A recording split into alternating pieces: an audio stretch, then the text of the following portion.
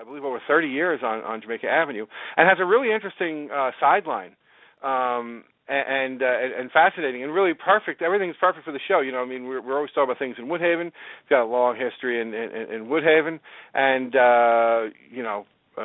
there's definitely a historical angle here because what he does is he develops board games, and but they're board games of a historical nature, and he has a new one coming out, and we're going to welcome him on now, and that's our guest tonight, Dr. Paul Fish. Paul, how are you? I'm fine, thank you. How are you?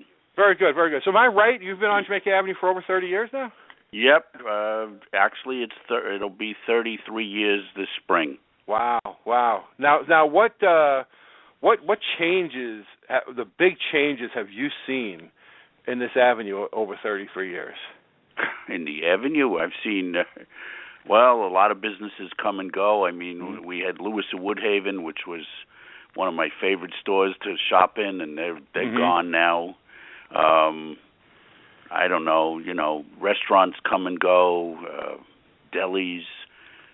I don't know, just the change. I think it's always been vital. There's always plenty of stores around, but the same stores aren't there year after year. Sure. Yeah, it's high turnover. A lot of turnover. Yeah.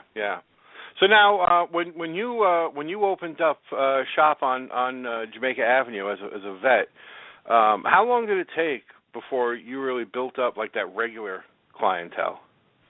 Well, we were under construction for about 3 to 4 months till it was ready to open. I think we had clients as of the first day. I don't think I really made any money for the first couple of months, but within a year, the business was there. I mean, Woodhaven didn't have a veterinary office, and it needed one. Over the years, a couple others have opened nearby, but no one else has come on to Jamaica Avenue. So now this is what's really interesting now. So it was Vance Barber who brought this to my attention, right, that you are a board game developer. Now how did you get all into right, that? I'll give you the quick story. Back when I was in college in the late '60s, a friend of mine in my fraternity bought a war game that was put out by Avalon Hill called Panzerblitz, and it's the Germans against the Russians, World War II, and you move pieces on a board. And I got hooked. I said, this is great. And then after college and into during my time in veterinary school, I bought a couple more games, and I found another student or two to play them with. And after I, got out on my own, I met a few people through a bulletin board when they still had bulletin boards where you tacked up ads. And I met some people who had a gaming club, and I'd go once a week or twice a month or whatever, and we'd play games. And I played all kinds of games, war games, fantasy games, historical, non-historical, made up, or you name it, we've done it. So over I don't know, maybe 7-8 years ago, one of my good friends developed a game, and he approached the company, and they liked it, and they published it. And then he published a second game, and then a third game. And I was a play tester for him. I got to get in on the ground level, and we'd sit and play the game, and I'd say, this doesn't work, we got to change that. And he'd say, no, let's do this, let's do that. And so I helped him develop maybe 3 or 4 games. And then I came up with an idea. I read a book about the Battle of Dunkirk, and I said to him, this would make a great solo game. The British have to get out, and the Germans are squeezing and squeezing. And he said, good idea, let's work on it. But it was my idea and my game. And we got it to a publisher and published it and sold 300 to 350 copies and got some really good reviews. So then I said, you know what? This isn't as hard as I thought it is. I mean, it's hard, but so I read a couple of books about Waterloo and Napoleon, and I've got about 7 or 8 books sitting here next to me that I've read now, and I said, okay. Actually, it's a little complicated, but I got an idea for Napoleon. is known for, he raised an army after he left Elba, and he came back to France in the spring of 1815, and in a couple of months he had 200,000 soldiers. Well, the Allies, the coalition, didn't want him there, and they certainly didn't want him with such a big army, so they sent armies to crush him. Mm-hmm. And everyone knows that Wellington and the British defeated him at Waterloo. Most people don't know that he couldn't have done it without the help of the German army, or the Prussians at the time, under General Blucher. So my game is based on the battles between Blucher and Napoleon's forces the 2 days before Waterloo and the day of Waterloo, but not the British, not the Waterloo battle itself, but the other smaller battles that took place leading up to it. And Blucher comes to Wellington's aid late in the afternoon at Waterloo at a town called Plancenoit. So the first battle I developed was Plancenoit, where the Prussians are attacking and the French are defending. And as the game progresses, you draw more and more French away from the Waterloo battle, which is off to the side, and you keep bringing them on the board. And the more French you bring on, the more victory points for the Prussians, because their idea is to suck out the heart of the French army, which is basically what they did.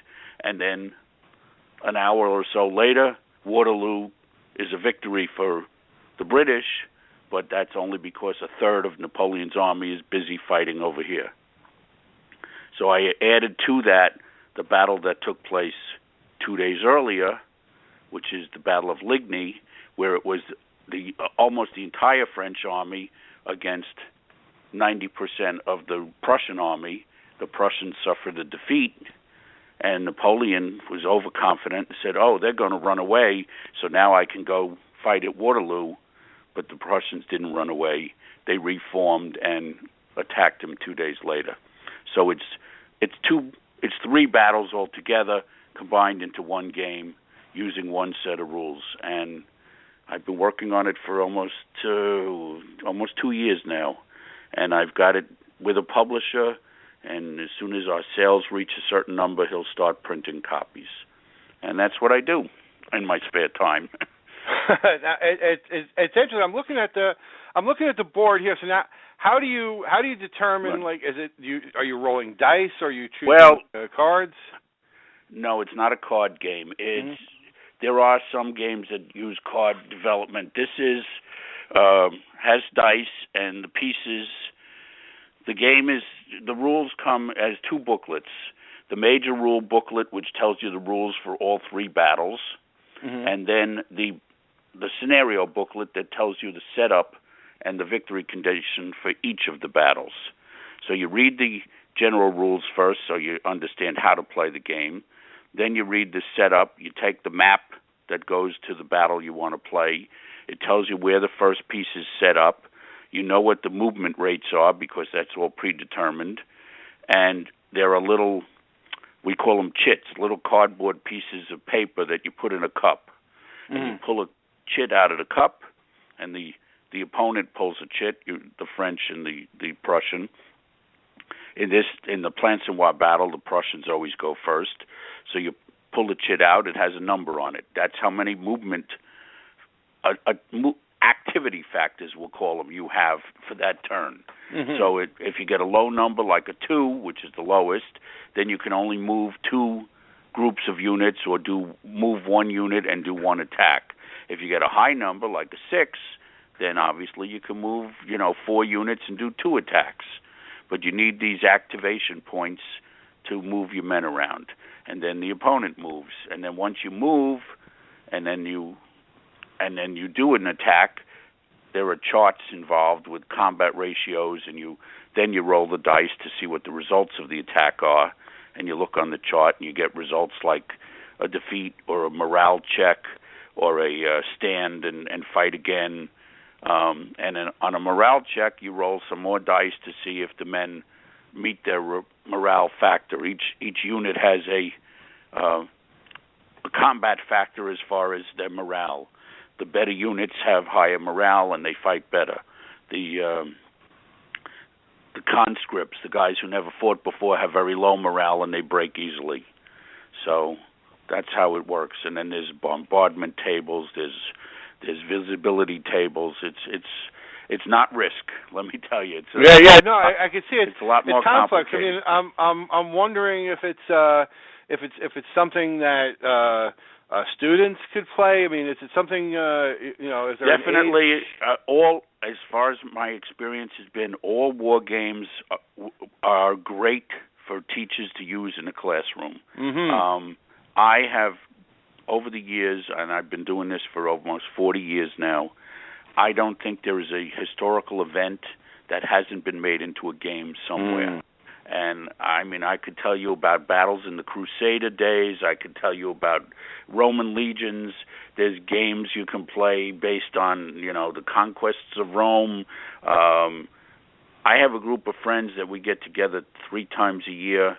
They come over on a Sunday, 8 o'clock in the morning. We have breakfast.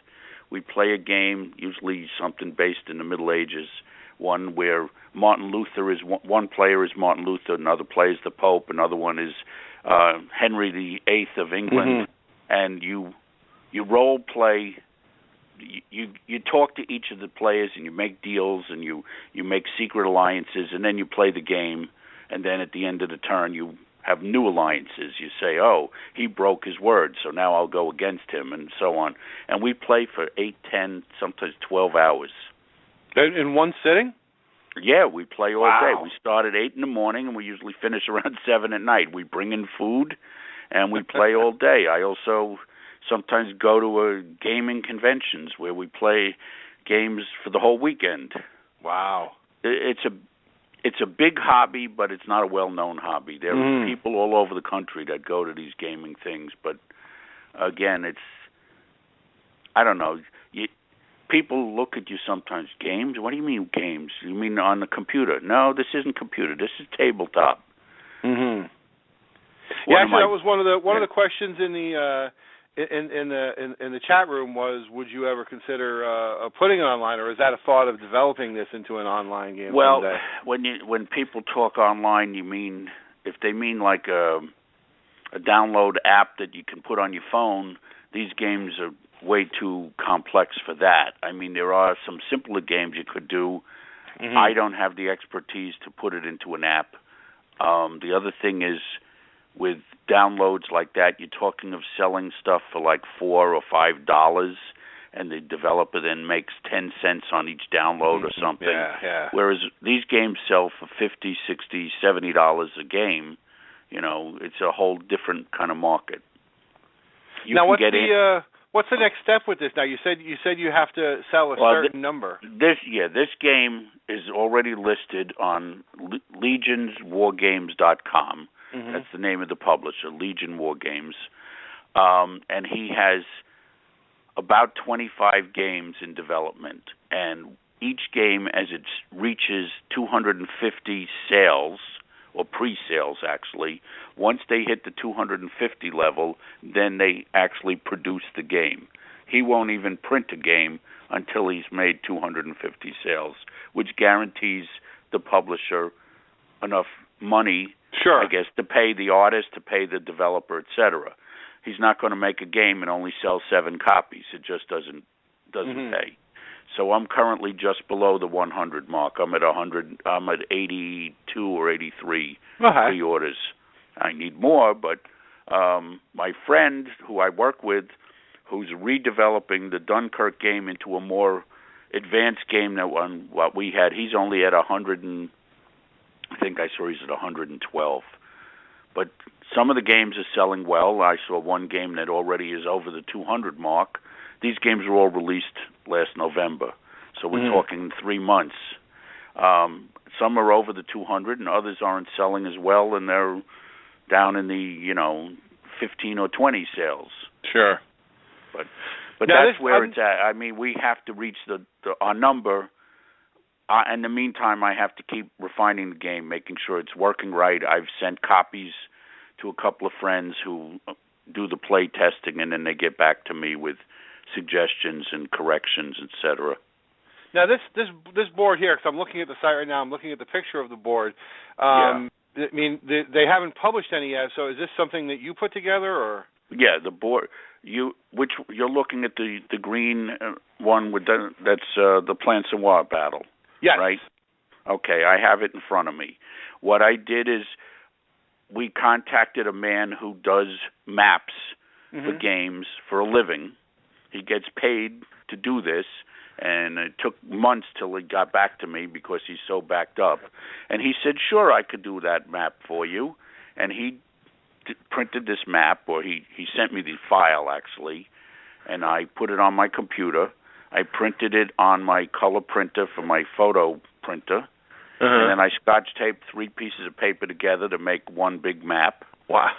And that's how I got it. I mean, it's made up of 3 individual, sections that I then overlaid so the roads all line up.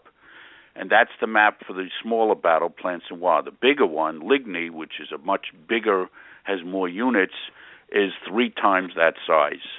That one is 36 inches long by about 22 inches wide, and it takes up the entire top of a table. Wow, And I did the same thing with that, but it took me 8 sheets of paper to do that one. Now, this game's a 2-player? Yes, it's a 2-player game.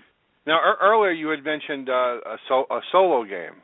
Right. The Dunkirk game that my friend and I developed jointly was played as a solo game. The player would set the game up. It tells you how to set it up in the rules, and has some discretion as to where to put the British and French units. There is no discretion as to the Germans, because the Germans are controlled by the game itself. And then basically it's the Germans surround the British, and the British have to fight and withdraw. The victory in that game is to get people off the beaches and back to England. And if you reach a certain level of men that you rescued, then you win the game. If you only get, let's say, a third of the men off and the rest get captured, you lose. That game worked with card draw. You draw a card, it tells you which German unit is activated, that German unit advances. You draw a different card, it tells you how many British men can move. You draw another card, it tells you how many men can get off the beach that turn, etc. And each turn you draw cards, and then you reshuffle the deck as needed, and you keep going. But it was done with an interesting set of card play, because each card in that game had 5 different things on it, and you only used the card for one thing at a time. So that as you shuffled the deck, there was a lot of randomness that went into it. So you didn't always have the same events coming up. And it had a lot of what we try to do, what my friend and I try and do, is put in as many historical facts as we can in the game. One of the things that I included in Dunkirk that I found very interesting is one of the small boats that came out of England to go across the channel to rescue some of the men off the beach was piloted by a man who had retired from the British Navy earlier. He was 60-something years old. He was the highest-ranking officer who survived the sinking of the Titanic. So he was on the Titanic, he survived, and almost 35 years later, he rescued men off the beach at Dunkirk. Wow, how about and we that? had a card in the game that mentioned that mentioned his name.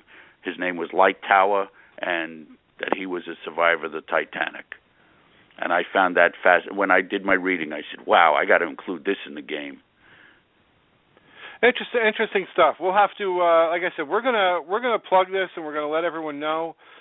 Okay. And it would be really interesting too, maybe sometime to talk to some of the local teachers and see if we could maybe get the students to come sit down and we could show it to them. It'd be nice to to get some kids involved. This one might be a little too specific, but there are certainly games out there. I used to tell my daughter all the time when she was in school, you want to learn about a historical event?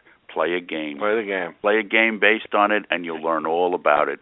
Because my games, as well as all the others I've ever played, have notes in the back, historical notes that tell you more than just the game itself. So. Yeah, listen, I can see why, because you're not only learning and you're learning the moves, but you're seeing it. It's visual. You know what I mean? Right. As opposed to reading it in a book or something. This is very visual, and I think it's something that people can relate to. Okay. Well, listen, I want to thank you so much for taking the time to talk to us. You're welcome. Very, very interesting stuff, and we'll be we'll be keeping in touch. We'll be in touch, and you can come. I'll show you a demonstration one day. Absolutely, would love that. All right. All right, Doctor. Thank you so much. I'll stay on a little while and listen to some more of the show, and then I have to get going. All right, bro. Thank you so much. You're welcome. All right, good night. Bye-bye. That's Dr. Paul Fish, and the name of the game, Black Eagles over Belgium, and it's LegionWargames.com. I'm looking at BoardGameGeek.com.